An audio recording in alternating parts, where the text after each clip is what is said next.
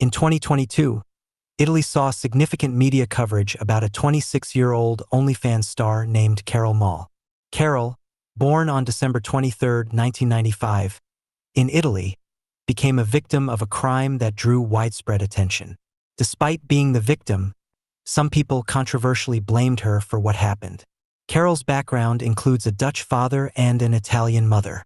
After her parents divorced during her childhood, her father moved to the Netherlands, while Carol remained in Italy with her mother, who became the family's sole breadwinner. Carol's mother had to work extensively to support them.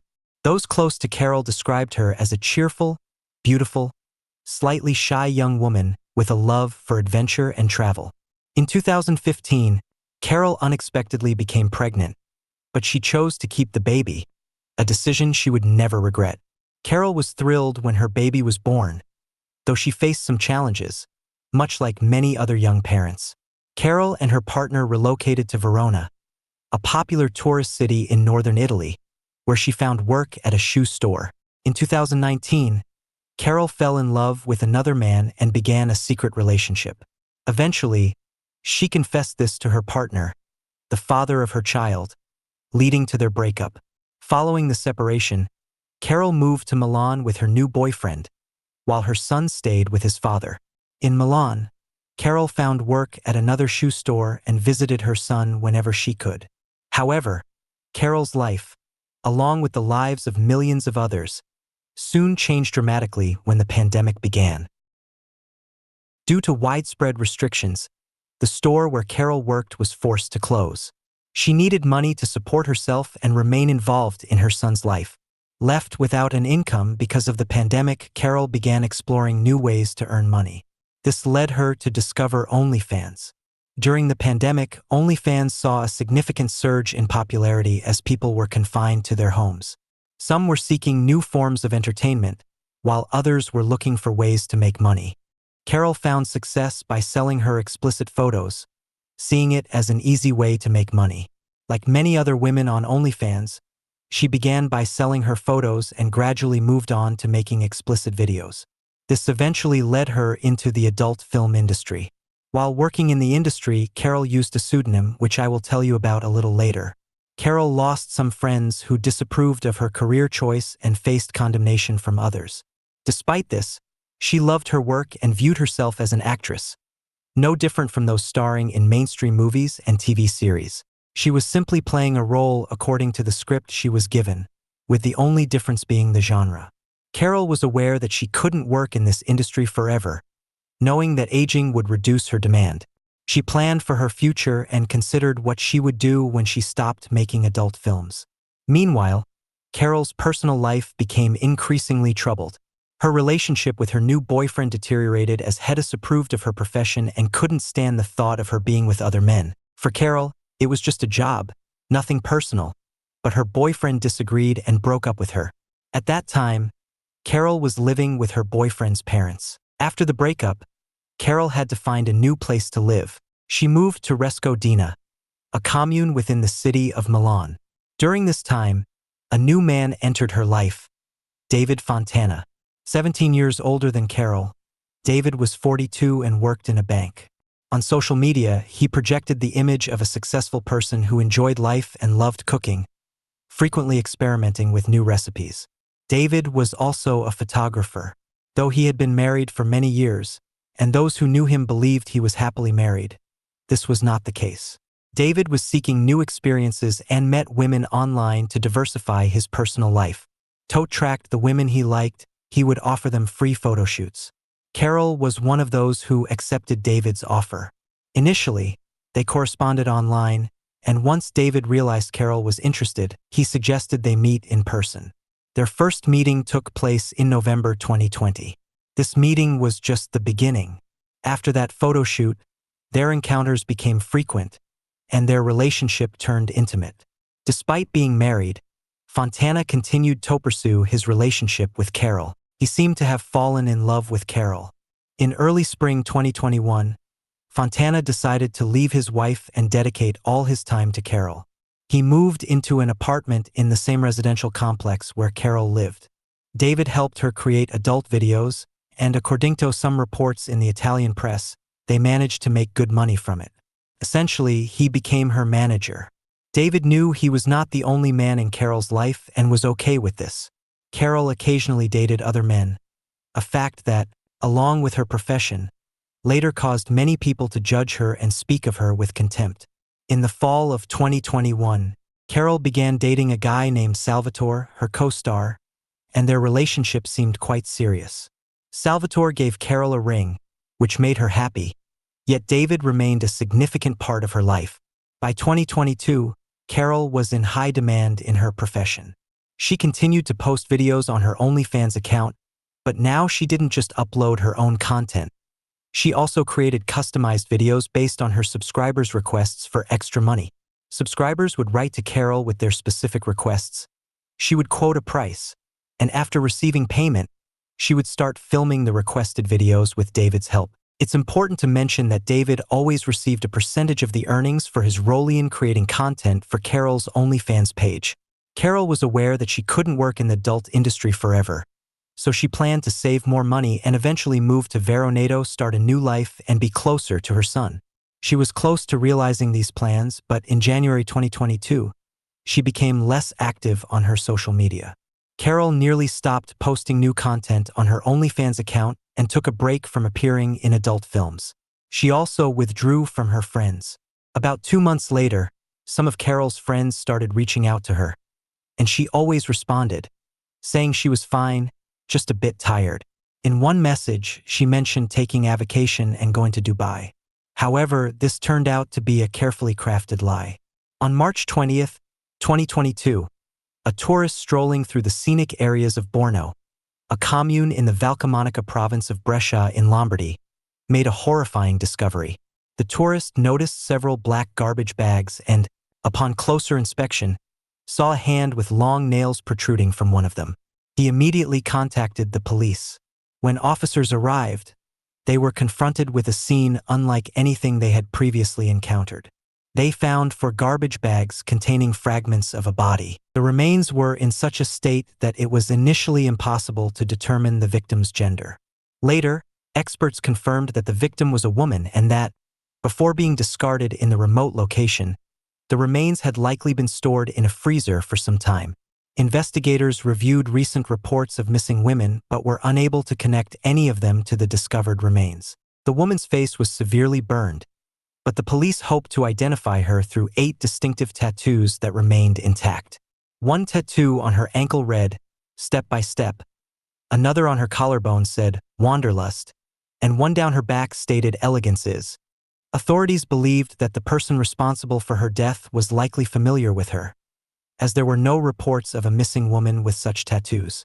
The police released images of the tattoos, hoping someone might recognize them and help identify the victim. The person who helped identify the victim was Andrea Tortelli, a reporter who, after seeing the images of the victim's tattoos released by the police, started his own investigation. Tortelli not only helped identify the victim but also played a crucial role in finding the perpetrator. He mentioned that a key breakthrough came when a friend informed him that the victim's name was Charlotte Angie, the stage name of Carol Mal. Tortelli noted that some of Angie's tattoos matched those found on the victim's body. He meticulously reviewed Angie's social media accounts, examining each photo and video, and confirmed that the tattoos matched the ones listed by the police. Tortelli then searched online for individuals who had worked with Angie, including directors and agencies. Tortelli reached out to 2 agencies. The first agency's representative stated they no longer worked with Charlotte Angie and hadn't heard from her in a long time. Through the second agency, Tortelli obtained Charlotte Angie's phone number and discovered that her real name was Carol Mal. When he tried calling Carol, her phone was always off. As a final effort, Tortelli sent her a text, surprised when he received a reply. He identified himself as a journalist and asked if he could call her briefly to explain the situation. The response was evasive, with the person saying, "I don't have time for journalists right now." Despite this, Tortelli persisted. All he needed was to confirm or disprove his theory by hearing Carol's voice. He informed her that a woman's body with tattoos had been found in Borno and that the police were seeking to identify the victim. Tortelli texted, "I know this sounds crazy, but I found your number because I think several tattoos match yours. I wanted to explain everything and talk to you." The response he received was polite but curt. "Oh, I understand. Several people have already told me about this girl. Fortunately, I'm fine." Undeterred, Tortelli replied, "If you don't want to talk on the phone, could you send me a brief audio message just to confirm it's really you? To be honest, if I don't hear back, I'll contact the police so they can check everything. Some of the tattoos are very similar." The person Tortelli was texting refused to send the audio message. Realizing that something was amiss, Tortelli handed over all the information he had to the police.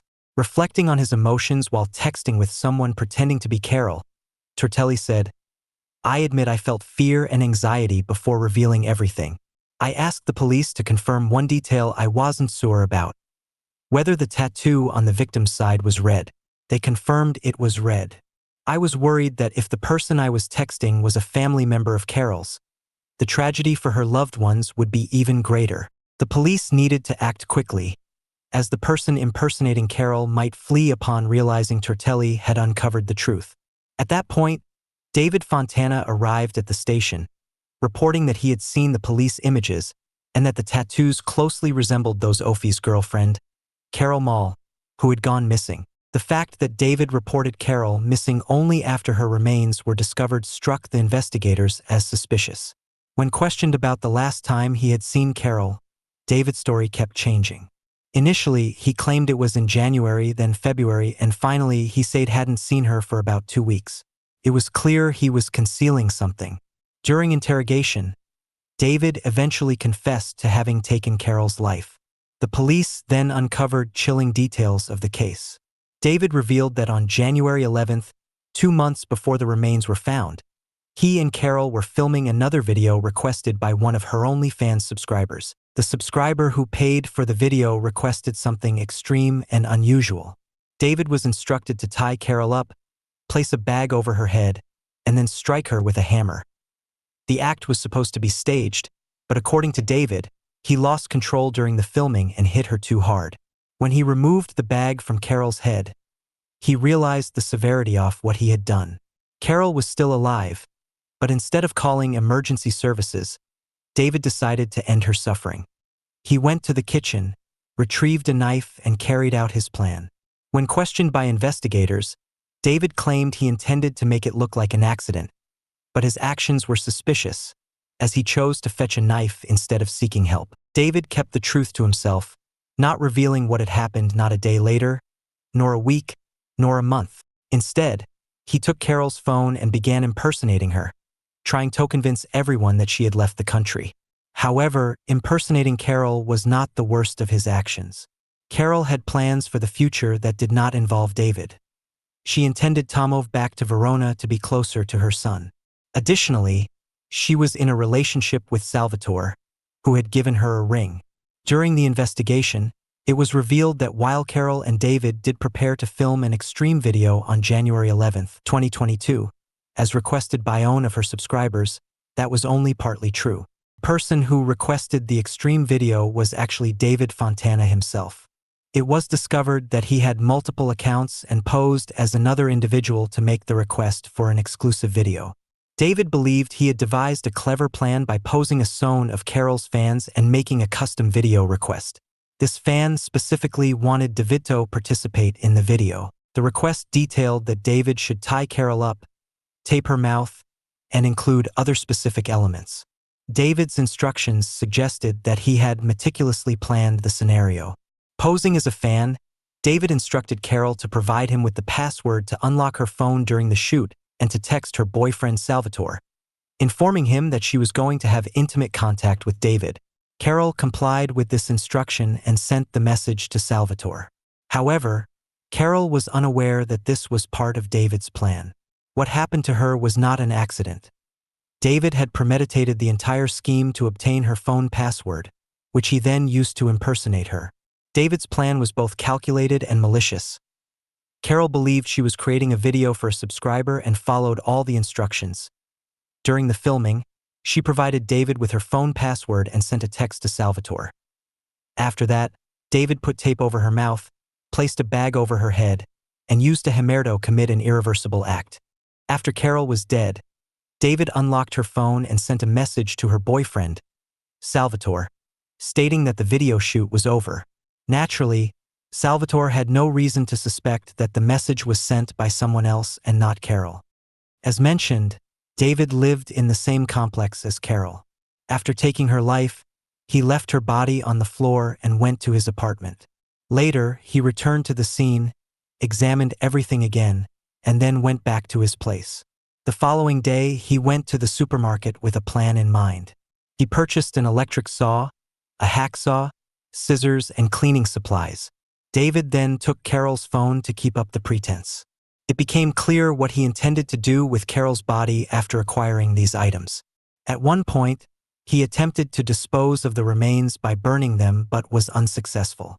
This explained the burns on Carol's face and hands, which were discovered during the forensic examination. David continued to store Carol's remains in the freezer. To make sure no one would look for her, he took additional steps. On January 14th, 3 days after her death, Carol was supposed to travel to Paris with her boyfriend, Salvatore. David used Carol's phone to text Salvatore, claiming that Carol had contracted a virus and couldn't make the trip to France. In the following weeks, many people tried to call and text Carol. While David ignored the calls, he actively responded to texts, convincing everyone that Carol was fine. His deception was effective, but he didn't just stop at replying to messages. David also posted photos of Carol on her social media, further convincing everyone that she had traveled to Dubai. He even continued to pay for her apartment. Salvatore frequently called Carol, but naturally, no one answered those calls. David went to great lengths to make Salvatore believe that Carol had found another man, and eventually Salvatore stopped calling. Knowing he couldn't keep up the impersonation forever and that someone would eventually discover the truth, David decided in March to dispose of the body. He reported on Carol's behalf that she was tired and needed a break from work and social media. However, his plan started to unravel when a tourist found black garbage bags containing Carol's remains. David was shocked when Tortelli, a local reporter, began calling and texting Carol. David eventually went to the police to report Carol as missing. The trial began in November 2022, with David continuing to claim that the crime was not premeditated. He argued that he had lost control after Carol revealed her plans to move to Verona. Prosecutors sought a life sentence for David. Before delivering the verdict, the judge remarked that David had been deeply affected by the loss of Carol, whom he admitted he loved intensely and relied on to alleviate his previous loneliness. The judge noted that David felt betrayed by Carol, who had used him for her personal and professional goals. This sense of betrayal, combined with his awareness of losing the woman he loved, drove David to commit the crime. According to Italian press reports, David's actions were fueled not just by jealousy, but by a profound sense of frustration and being discarded. The judge later faced criticism for describing Carol as uninhibited. On June 12, 2023, David Fontana was initially sentenced to 30 years in prison. However, the story took another turn on February 21, 2024, when the Court of Appeal revised his sentence. Before the new verdict was announced, Fontana made a spontaneous statement. He said, "I want to apologize once again to everyone for the terrible thing I did. I apologize to Carol's parents. I may sound emotionless, but I am deeply pained inside. I remember that day and what I did, and I feel immense regret. I am committed to making amends as much as possible. I just want to make it clear that I have never been motivated by money. I do not know if I will ever be forgiven for what I've done. I would give anything to change what happened. I will spend the rest of my life trying to help others and make amends." David Fontana was sentenced to life imprisonment with a minimum term of 30 years. Please share your thoughts in the comments, and thank you for watching this video until the end.